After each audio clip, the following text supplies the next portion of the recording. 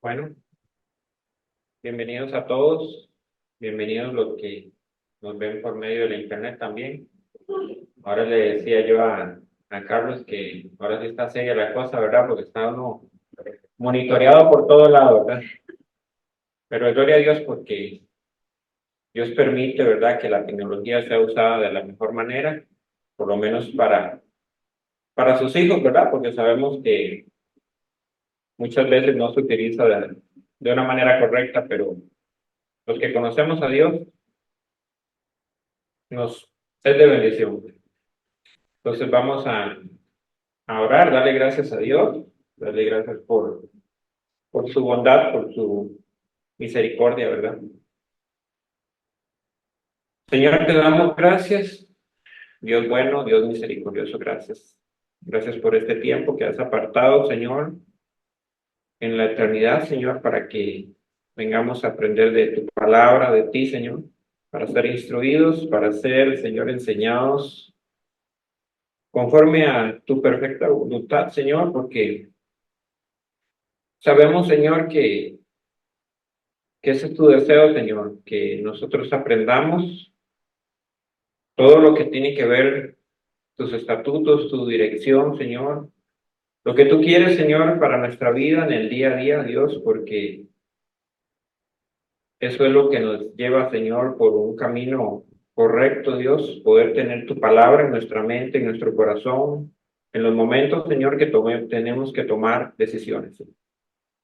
Dios, sabiendo que esto es parte de lo que hoy has puesto en mi corazón, Señor, hablar de esas decisiones que son día a día, Señor, en qué las estamos basando, Dios.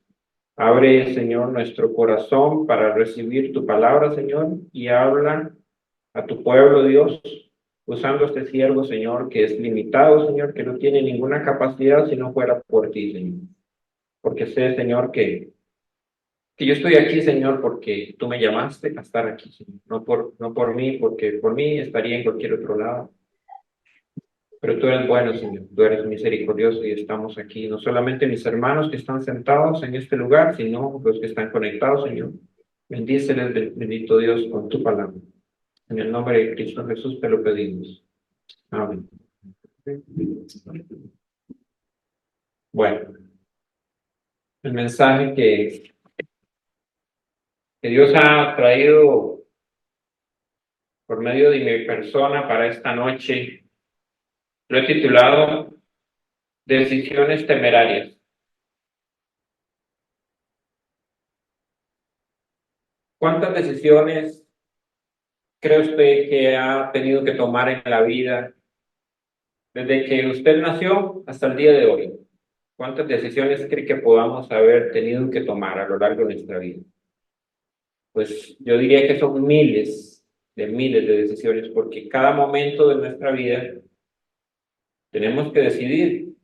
A veces, no solamente ni siquiera entre dos decisiones, a veces se abre todo un abanico de decisiones que tienen que tratar en nuestra sabiduría, muchas veces equivocada, tomar la mejor decisión. Pero lamentablemente, nuestra parte humana, yo diría que casi la mayoría de veces tomamos la decisión equivocada. Cuando el hombre estaba, cuando digo el hombre, hablo precisamente de Adán, cuando estaba en el Edén, Dios dio una sola instrucción, solo había una instrucción, era no tomar del árbol del conocimiento del bien y el mal. Todo lo demás era bueno. El hombre podía pasearse por el huerto, podía hacer lo que él le placiera dentro de lo que, por supuesto, al hombre no tener pecado en sí mismo, todavía todo era bueno, porque Dios lo había creado bueno y le era permitido. Solamente había ese mandamiento, era uno. Solamente tenía que decidir entre hacer, o más bien, la decisión era no hacer lo que Dios dijo que no debía hacer. Eso era todo. El hombre peca y empieza un problema muy serio, porque cada vez a lo largo del tiempo el hombre va sumando pecado sobre pecado, sobre pecado. Y hasta el día de hoy, nosotros hoy tenemos que tomar decisiones para agradar a Dios entre miles de pecados, porque ya ahora no solamente es un solo mandamiento, ahora tenemos infinidad de cosas en las cuales nosotros podemos tropezar y podemos desagradar a Dios. Entonces vemos que podríamos decir que hoy, en teoría, la tenemos más difícil que antes, ¿verdad? Que Adán, porque Adán solamente era un mandamiento. Sin embargo, vemos que la conducta humana, en realidad, es indiferente si son muchos o son pocos las direcciones que debe tomar. Porque el hombre, la tendencia siempre va a ser a buscar hacer lo contrario a lo que Dios dice. Porque no bastó que fuera solo un mandamiento, el hombre lo transgredió. Nosotros hoy tenemos un reto, y ese reto es quitar de nuestra mente todo lo que no es conforme a la palabra de Dios. Son muchas cosas negativas que hemos aprendido. ¿Por qué? Por cosas que nos han enseñado mal, tenemos que ir dejando atrás. Otras cosas porque las ignoramos, tomamos decisiones, no solamente malas decisiones porque hemos sido mal enseñados, sino porque muchas veces esas decisiones las hacemos en ignorancia. Pero hay una tercera, que es cuando tomamos decisiones temerarias.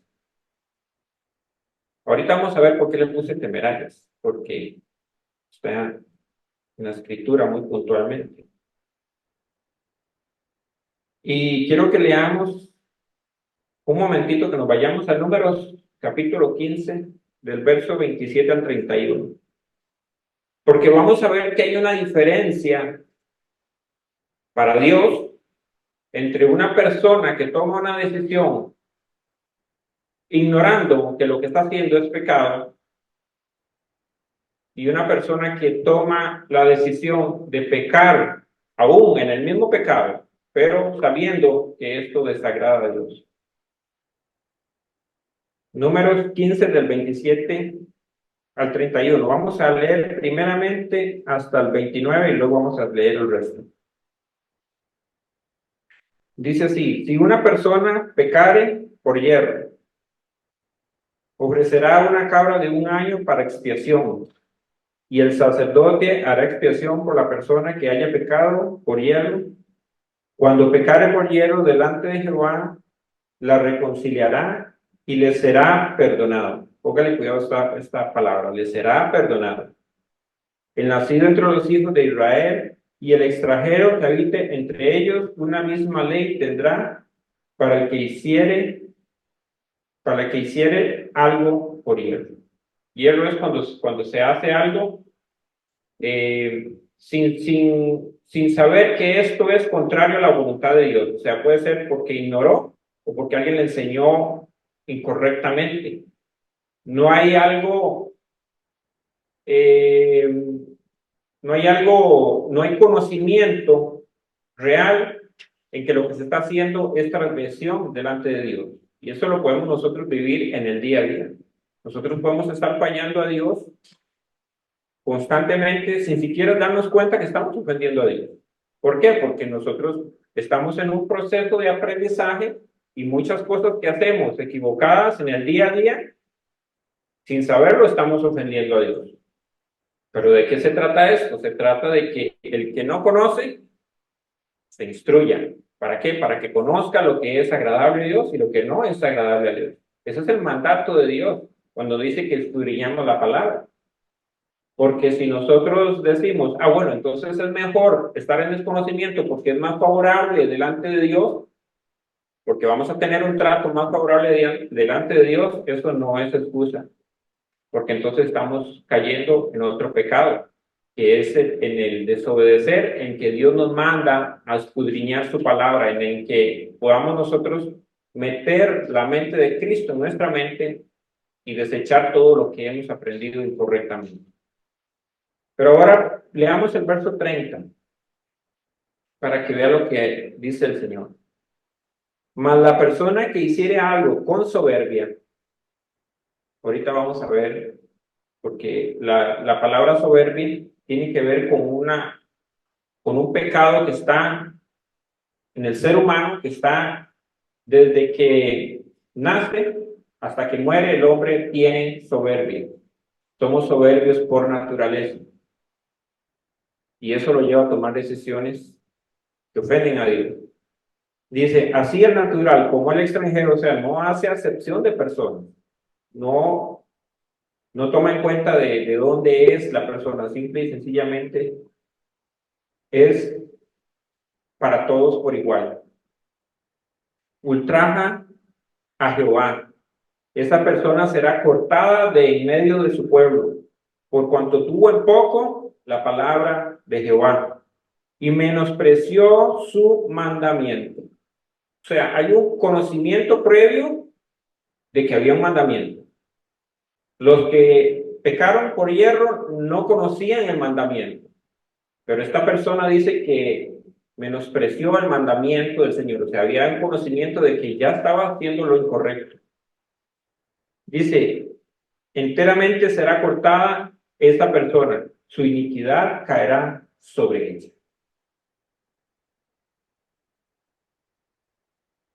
Vamos con explicar un poquito qué es la palabra temeridad. La temeridad, nosotros así popularmente en nuestro tiempo lo hemos escuchado, bueno, al menos yo lo he escuchado mucho en la ley de tránsito. Yo no sé si ustedes han escuchado este término. Cuando una persona conduce a altas velocidades o haciendo movimientos que son peligrosos en la carretera, un policía de tránsito lo para y le puede hacer una boleta por conducción temeraria. Esa conducción temeraria, yo le puedo garantizar que ninguna persona que tiene esa conducta en carretera ignora que eso es contra la ley. Ninguna.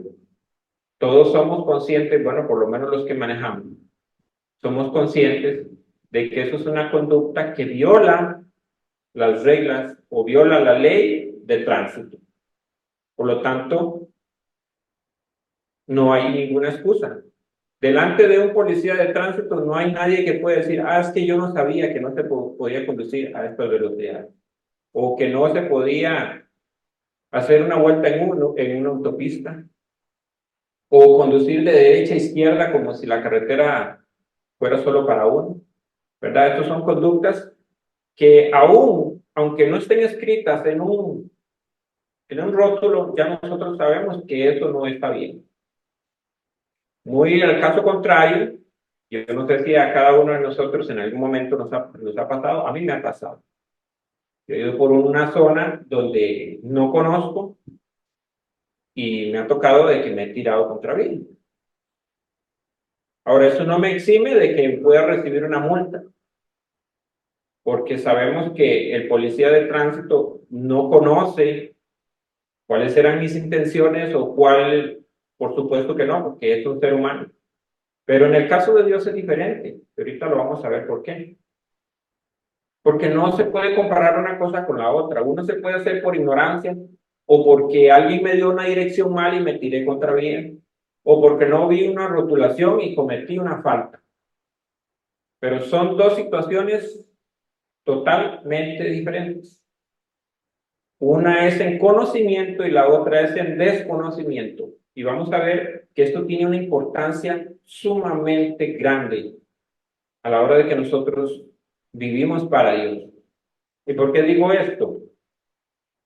Porque a veces el pueblo de Dios tiene la tendencia a juzgar a los que están afuera, a los que no conocen, pensando que Dios va a ser sumamente fuerte en su castigo con esas personas. Cuando Dios va a hacer algo que para nosotros podría ser increíble y le pareció esto así al profeta Habacuc, me parece que fue, ¿verdad? Cuando, cuando Habacuc vio que Dios estaba permitiendo que aquellos pueblos que eran malvados vinieran a atacar a su propio pueblo, a Israel, y vemos la respuesta de Dios. Dios no les dice, sí, voy a acabar con aquellos porque aquella gente son mala. No, él le dijo, lo primero voy a tratar con ustedes y luego veré con ellos. ¿Por qué? Porque ellos tenían la palabra de Dios, tenían el conocimiento. Ellos no conocen.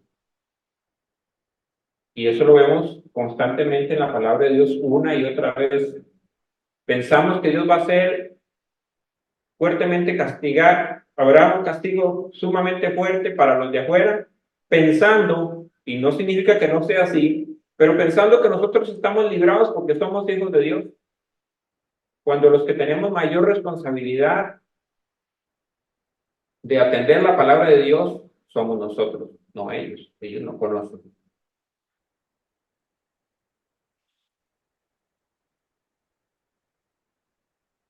Conociendo un poquito ya, esto es como la parte de la introducción, vamos a ir a segunda de Samuel, capítulo 6. Ahí tal vez Johnny, cuando falta un tiempo ahí me avisa porque no tenemos reloj ahí, ¿verdad? Segunda de Samuel, capítulo 6. Vamos a leer una historia que yo creo que todo el mundo, por lo menos nosotros como creyentes la conocemos. Es la historia de Usa, cuando toca el arca, ¿verdad? Pero muchas veces nosotros hemos leído como solo lo principal, ¿verdad? Cuando dice que la carreta quería volcar y Usa tocó el arca y Usa fue muerto por Dios directamente. Pero yo empecé a ver todo lo que iba alrededor de toda esta historia y vamos a ver que había muchos antecedentes que no debemos pasar por alto antes de llegar a este punto. Primero lo voy a leer, por supuesto, para ubicarnos en la historia y luego vamos a ver si realmente era, por supuesto que era justo que Dios hiciera eso, pero nosotros en nuestra humanidad, nosotros podemos o se podría pensar que Dios fue muy severo en su castigo. Pero vamos a ver qué fue lo que pasó ahí. Primero de Samuel capítulo 6 del verso 1 en adelante. Dice, David volvió a reunir a todos los escogidos de Israel, 30,000. Y se levantó David y partió de Baala de Judá con todo el pueblo que tenía consigo, para hacer pasar de allí el arca de Dios, sobre el cual era invocado el nombre de Jehová de los ejércitos, que moraba entre los querubines. Pusieron el arca de Dios sobre un carro nuevo. Pongamos atención a esta palabra, un carro nuevo. Sabiendo, por supuesto, que cuando esto está sucediendo es porque recordemos que el arca la tuvieron mucho tiempo los filisteos, ¿verdad? La habían tomado y luego ellos la habían regresado porque ellos habían adquirido unos tumores y entonces mandaron en una carreta el arca. Ahora David quiere hacer volver el arca a donde pertenecía originalmente y aquí es donde se está dando esta historia. En el verso 3 dice, pusieron el arca de Dios sobre un carro nuevo. Y grábense esta palabra, un carro nuevo. Y la llevaron de la casa de Abinadab, que estaba en el collado. Y Usa y Ahío, hijos de Abinadab, guiaban el carro nuevo. Y cuando lo llevaban de la casa de Abinadab, que estaba en el collado, con el arca de Dios, Ahío iba delante del arca. Y David y toda la casa de Israel danzaban delante de Jehová con toda clase de instrumentos de madera, de haya, con arpas, salterios, panderos, flautas y címbalos. Iban en un gran júbilo. ¿Por qué? Porque llevaban el arca de regreso a su casa. Cuando llegaron a la era de Nacor, Usa extendió su mano al arca de Dios y la sostuvo porque los bueyes tropezaban. Y el furor de Jehová se encendió contra Usa y lo hirió allí Dios con por aquella temeridad, por aquella decisión que él había tomado. Era algo temerario lo que él había hecho. Y cayó allí muerto junto al arca de Dios. Y se entristeció David por haber herido Jehová a Usa. Y fue llamado aquel lugar Pérez Usa hasta hoy.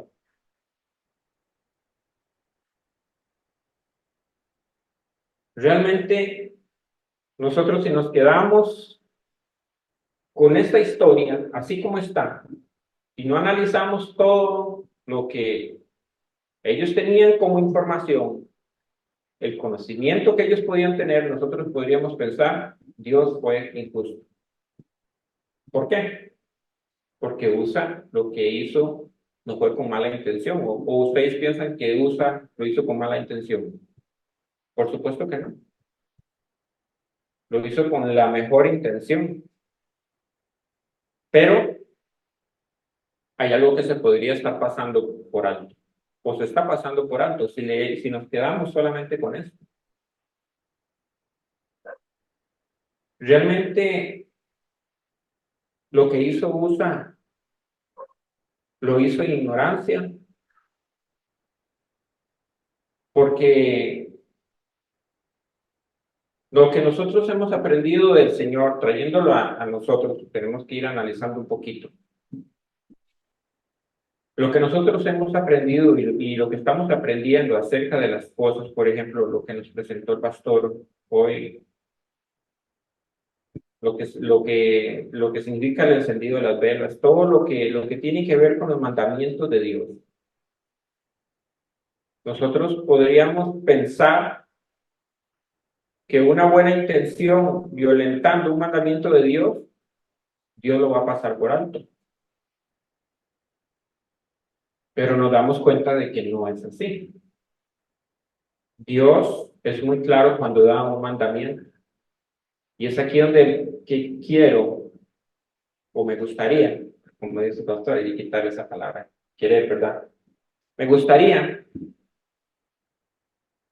que vayamos atrás, como dijo el Señor, vayamos al principio y a ver qué hay detrás de todo lo que se hizo en esta historia. Y para ir atrás tenemos que ir primero al Pentateuco, donde se dio la mayor cantidad de leyes acerca de cómo se debía hacer todas las cosas acerca del tabernáculo, acerca del mantenimiento, acerca del transporte del arca y todas las cosas que Dios había mandado que se hicieran para poder entender por qué Usa fue muerto delante de Jehová. Y vamos a iniciar en este recorrido desde Números capítulo 15, en el verso 32.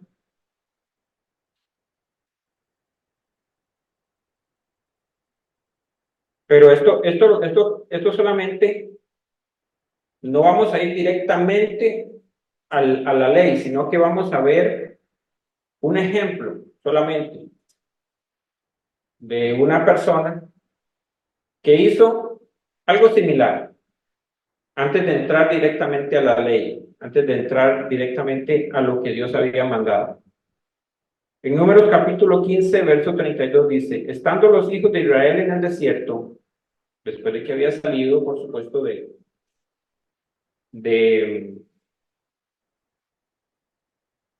que habían sido sacados de Egipto y ya Dios había dado los mandamientos. Dice que estando los hijos de Israel en el desierto, hallaron un hombre que recogía leña el día de reposo.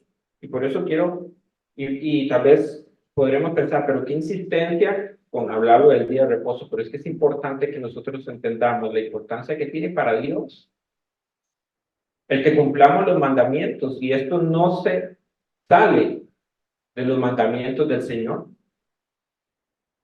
Dice que lo hallaron recogiendo leña en el día de reposo. Y en el verso 36, para no hacerlo tan largo, solamente es un ejemplo.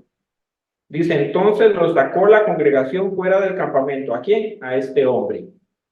Y lo apedrearon y murió. Y escucha sus palabras, como Jehová mandó a Moisés. Qué serio, ¿verdad? Lo hallaron recogiendo leña el día de reposo. Y no dice que fue el pueblo el que lo apedreó solamente porque le plació, ¿verdad? Dice que fue Jehová el que mandó por medio de Moisés que lo apedreara. ¿Nos parece dura la palabra de Dios? Ah, no, pero es que eso es el Antiguo Testamento, ya eso no aplica para nosotros. ¿Estás seguro que no? Porque eso no es lo que dice el Señor. Dice que Él no vino a abrogar la ley. Ahora, tenemos que traer la verdadera interpretación de lo que Dios quiso decir por medio de la palabra. Porque no es que vamos a llegar y vemos a un sábado recogiendo a alguien leña y le vamos a volar piedra, ¿verdad? Por supuesto que no. Pero hay un principio ahí que se mantiene, porque Dios no cambia. Hay algo importante en lo que estamos aprendiendo que quiero mencionar. Y esto que es importante es que Dios nunca, y cuando digo nunca es nunca, trae juicio sobre una persona o sobre una nación sin antes traer advertencia. Dios da el mandamiento, dice, esto es lo que quiero que se haga. Y cuando el hombre empieza a caminar mal, le dice, arrepiéntete, y eso lo podemos ver en el libro de Apocalipsis a las 7 iglesias, porque Dios trae un mandamiento, y si el hombre no camina de acuerdo a ese mandamiento, y Dios le dice, arrepiéntete. ¿Cuántas veces nos ha dicho Dios a nosotros, arrepiéntete? Muchas veces, ¿verdad? ¿Por qué? Porque Dios advierte a través de la palabra, Dios da la instrucción y nos habla el corazón y nos dice, estás mal, tienes que cambiar esa conducta. Pero llega el momento donde Dios dice, hasta aquí. Porque la historia que nosotros estamos viendo en 2 de Samuel capítulo 6 no es algo que fue sacado de la manga ahí nada más en ese momento, que se les ocurrió en el instante, no, trae un montón de cosas que son las que vamos a ver. Ahora sí vamos a entrar. Es que quería poner ese ejemplo primero para que nosotros veamos cómo Dios actúa realmente cuando se está violentando su ley deliberadamente, porque es algo deliberado. Números 1:51. Voy a leer varios pasajes que están, la mayoría están en números. Pues voy a leer rápido para no hacer muy largo la lectura. Números 1:51. Y cuando el tabernáculo haya de ser trasladado, esta es la instrucción, los levitas lo desarmarán. ¿Quiénes? Los levitas, nadie más. Y cuando el tabernáculo acampe, los levitas lo armarán. Pero el extraño que se acerque, morirá. Esto era algo que estaba mucho antes de toda esa historia, ¿verdad? Ya ellos conocían todo esto. David conocía esto. Vamos a ver quiénes eran los que estaban autorizados. Porque dice que los levitas, pero los levitas estamos hablando de algo muy general. Porque no era que todos los levitas podían hacer todo lo que quisieran. Dice, estos pues son los hijos de Leví, por sus nombres, Gerson, Coat y Merari. Porque recordemos que Leví es el patriarca y de estos tres descienden tres grupos que a cada grupo Dios le designa algo, una función dentro del sacerdocio y del tabernáculo. No todos podían hacer lo que quisieran, sino que cada quien tenía una función específica. pero ninguno fuera de estos tres grupos podía involucrarse en nada que tuviera que ver con el tabernáculo. El pueblo lo único que podía hacer era entrar a los atrios para los sacrificios. Eso era todo lo que podían hacer. No podían tocar nada del lugar santo ni el lugar santísimo. Eso era algo exclusivo de los hijos de Leví.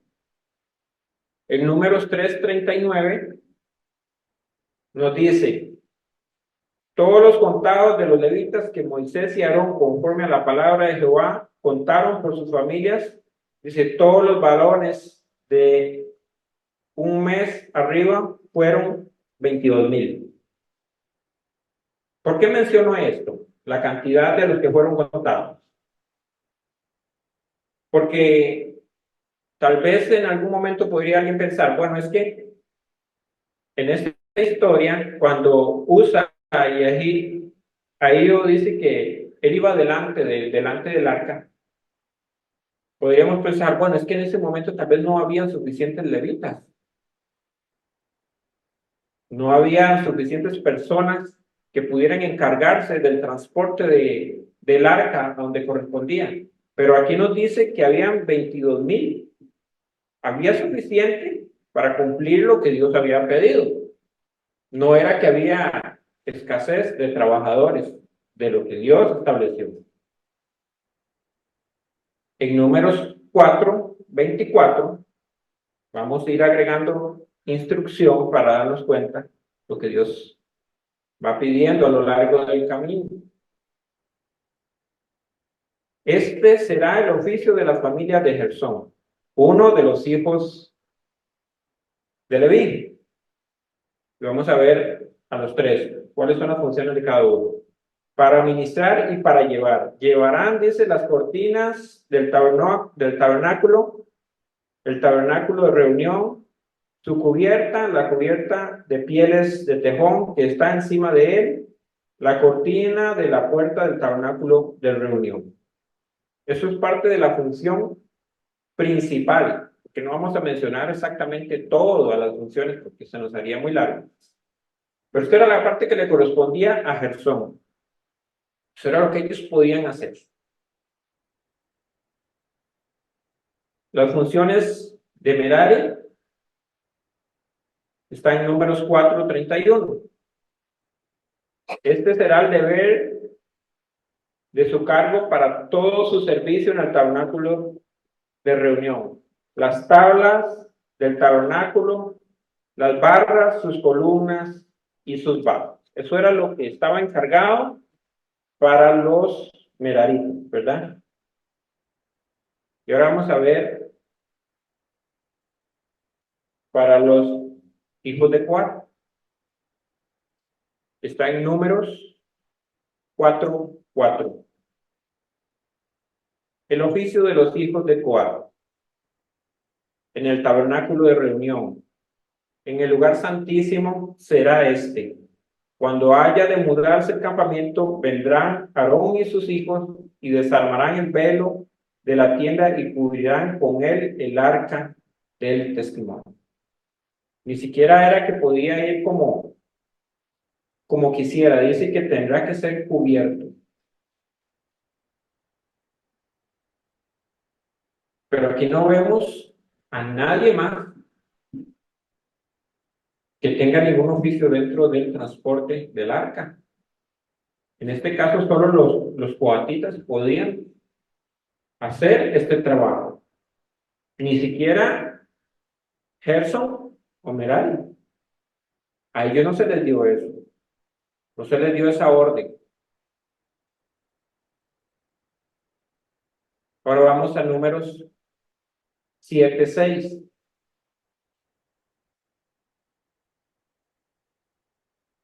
Y recuerda cuando al principio le dije, guarden estas palabras, porque dice que lo guiaban un carro nuevo. Un carro nuevo era donde iba transportada el arca. Era un carro que iba alada por los bueyes, pero era un carro que estaba nuevo. Vamos a ver de dónde salió esto. Número 7:6 dice, entonces Moisés recibió los carros y los bueyes y los dio a los levitas. ¿A quién se los dio? A los levitas. 2 carros y 4 bueyes dieron a los hijos de Gersón, conforme a su ministerio. O sea, ¿para qué? Para que transportaran lo que a ellos les correspondía. A los hijos de Merari dio 4 carros y 8 bueyes, conforme a su ministerio, bajo la mano de Itamar, hijo del sacerdote Aarón. Y oigan el verso 9. Qué importante que le pongamos atención a esto. Pero a los hijos de Coat no les dio, porque llevaban sobre sí en los hombros el servicio del santuario. ¿En qué tenía que ser transportada el arca? Sobre los hombros. A ellos no se les dio carro para que lo transportaran. Entonces, ¿por qué ellos estaban transportando el arca sobre un carro? Cuando Dios había sido tan, pero tan explícito en lo que se debía de hacer. La pregunta que tenemos que hacernos nosotros, ¿será que David no sabía esto? David era descendiente de Judá. Él no tenía ninguna autorización, ni para permitir lo que se estaba haciendo, ni para hacer lo que se estaba haciendo.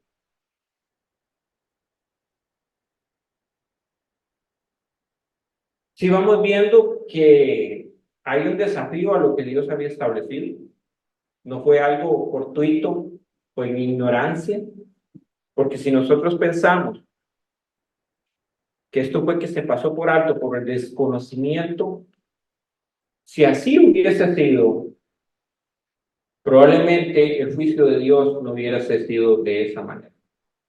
Porque hay algo curioso, mis hermanos. Nosotros vemos que cuando el arca estuvo en manos de los filisteos,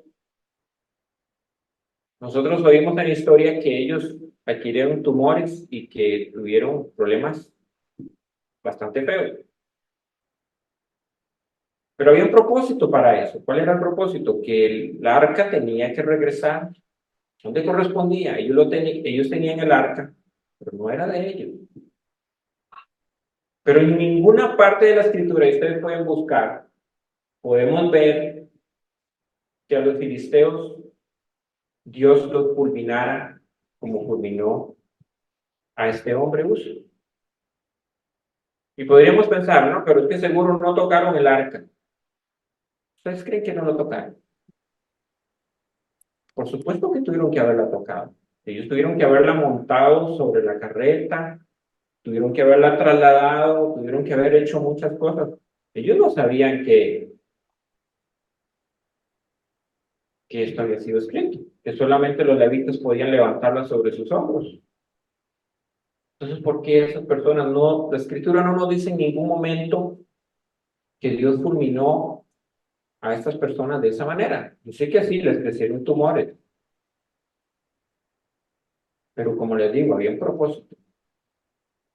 Entonces, ¿por qué Dios trata diferente a aquellas personas, a este grupo de personas? Porque aquí Dios tuvo un trato no solamente con Usa, tuvo un trato con David, tuvo un trato con el hermano, ahí, con su padre,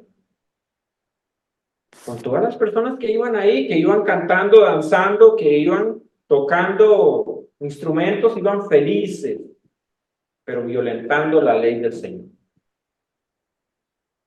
Ahora la pregunta que yo le hago a usted, nosotros podemos estar felices, pero ¿realmente estamos cumpliendo la ley del Señor como Él lo pide?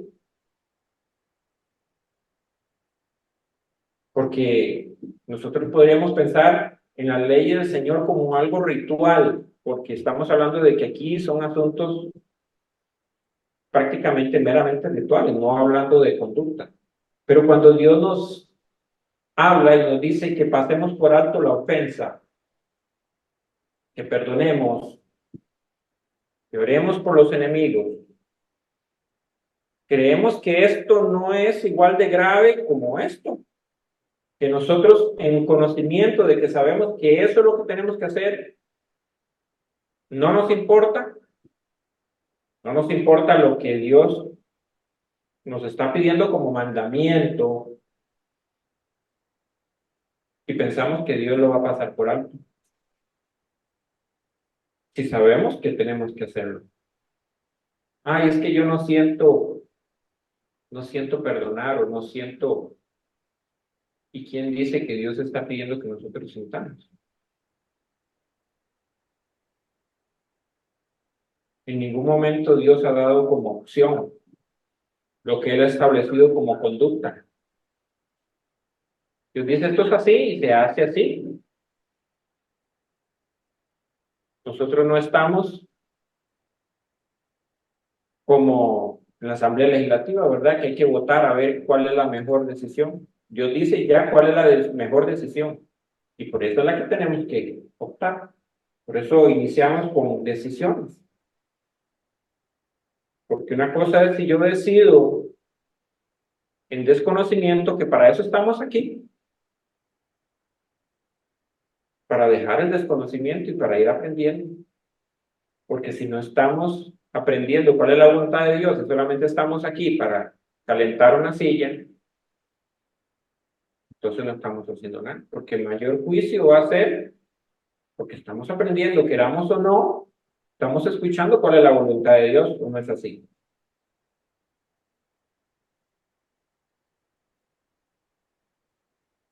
Entonces, había una dirección clara, muy clara, de que el arca solamente podía ser transportado por los hijos de Coat y llevada sobre sus hombros. Pero a todo esto, después de que todo esto sucede, toda esta historia, yo quisiera que fuéramos a Crónicas, Primera de Crónicas, capítulo 15, versículo 12 en adelante. Y escuchemos las palabras de David un tiempo después de que todo esto aconteció.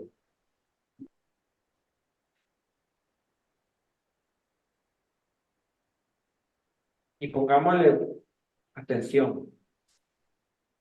Primera de Crónicas 15, 2.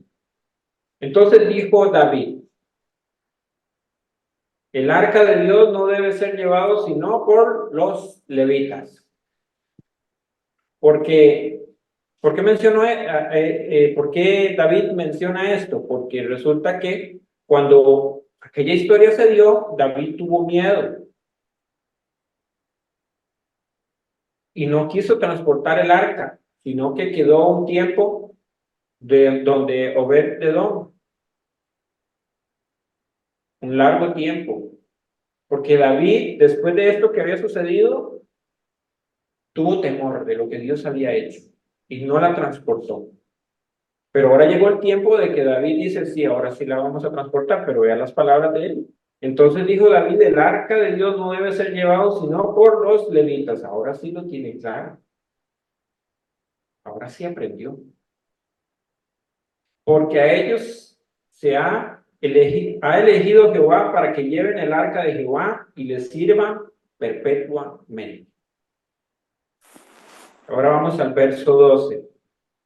Y les dijo, vosotros que sois los principales padres de las familias de los levitas, dice, santificaos vosotros y vuestros hermanos, y pasad el arca de Jehová de Dios de Israel al lugar que le he preparado. Y oiga el verso 3.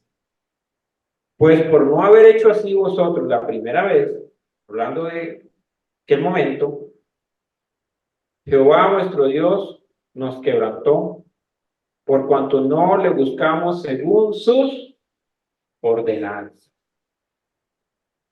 Así los sacerdotes de los levitas se santificaron para traer el arca de Dios, de Jehová, Dios de Israel, para ser más claro. No dice que solamente, no solamente fue que lo transportaron los levitas, sino que se santificaron antes. Porque no es hacer las cosas por hacerlas. No es porque nosotros vamos a obedecer al Señor a regañadientes o como nos da la gana. No ese es el mandamiento. El Señor nos salvó, nos dio dirección y nos manifestó en su palabra toda su gloria. Cuando digo toda su gloria es poder nosotros prácticamente experimentar visiblemente, porque no tal vez con nuestros ojos físicos, pero con nuestros ojos espirituales, toda la gloria que significa despojarse de ser como Dios para venirse a ser un hombre para morir por usted y por mí. Él hace esto para que nosotros le obedezcamos, no porque nos toca o porque solamente es un mandamiento de Dios. Mis hermanos, es que si nosotros no entendemos que lo que nosotros tenemos que hacer es porque realmente entendemos su obra, entonces no estamos haciendo las cosas de la manera correcta. ¿Por qué estamos aquí? ¿Por qué nosotros nos discipulamos? ¿Por qué tratamos de agradar a Dios? Porque tenemos a un Dios que tiene un látigo en la mano y nos dice que tenemos que hacer las cosas.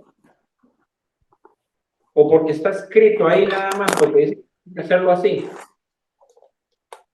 No, mis hermanos, lo hacemos porque le amamos. Le hacemos porque Él dio su vida por nosotros.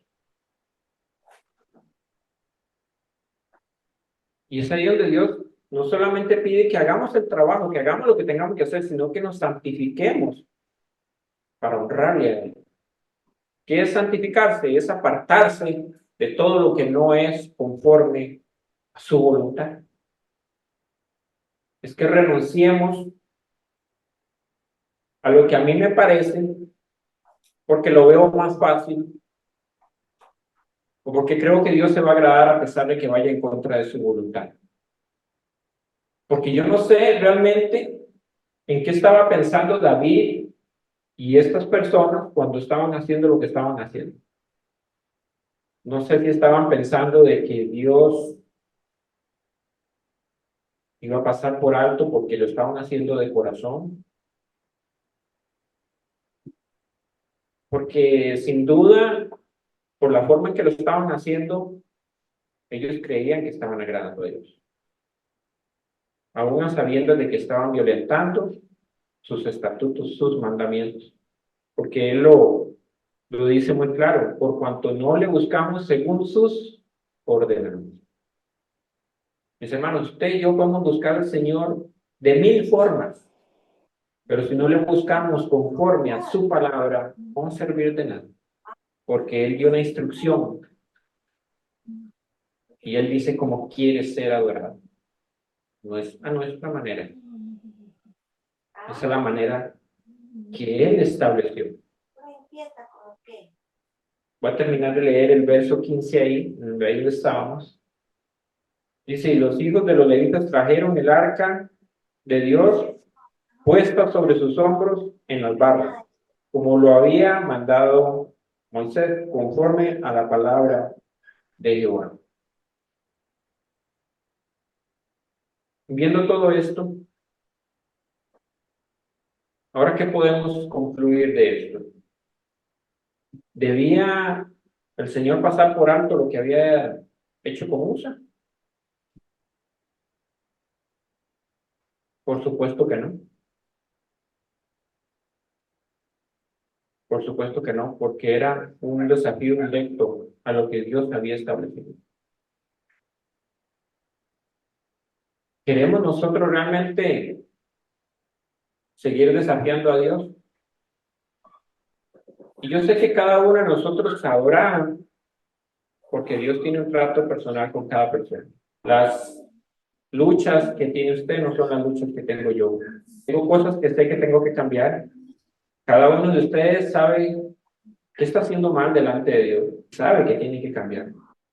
Y sabe que no está obedeciendo las ordenanzas del Señor. Pero usted tiene que tomar una decisión. Decisiones hay muchas. Pero cuando ya conocemos y vemos en la carretera, dice máximo 80 kilómetros por hora, vamos a tener consecuencias. Y no porque Dios no nos sabe, no porque vayamos a parar en el infierno, pero las consecuencias Dios no las va a quitar. Usted siguió muerto. Queremos nosotros terminar ahí. Nos pidamos al Señor que nos ayude. Nos ayude no solamente a tomar las decisiones correctas conforme a lo que hemos aprendido, porque no nos preocupemos, mis hermanos, por lo que no hemos aprendido. Aprendamos a obedecer de lo que ya hemos aprendido. Y roguémosle al Señor que si en algo estamos ofendiendo al Señor que no hemos conocido, que nos ayude a conocerlo. Pero si ya lo conocemos, no hay excusa. Para ir terminando, quiero ir a Juan 6, porque hay algo importante, mis hermanos, en toda predicación, y esto es algo que